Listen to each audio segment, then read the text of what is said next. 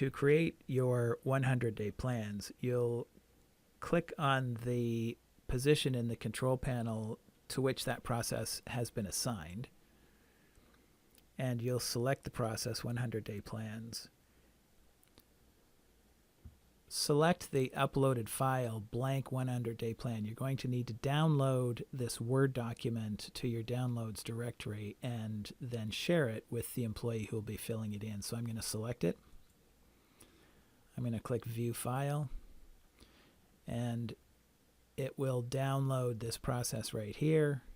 I see that it's downloaded, and I'm going to open it. And here's the Word file.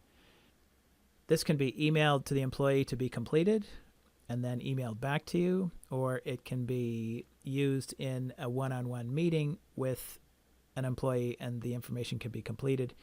You can insert a photo here. Once you're done, you will save the file. And I would recommend saving it to the downloads directory with the same name that you're going to use in TouchStone, such as first quarter 2018, first name, last name, and then click Save. And now you'll toggle back to your TouchStone directory. And let's just assume this is a couple of days later, so we're starting from the position of the president. Now we're coming to the 100-day plans, and we're going to say we need a 100-day plan.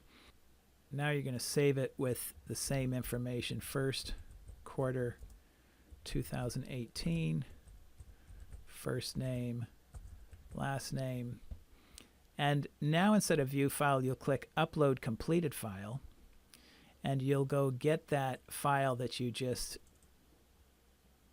edited, and you'll click OK, and then you'll click Save.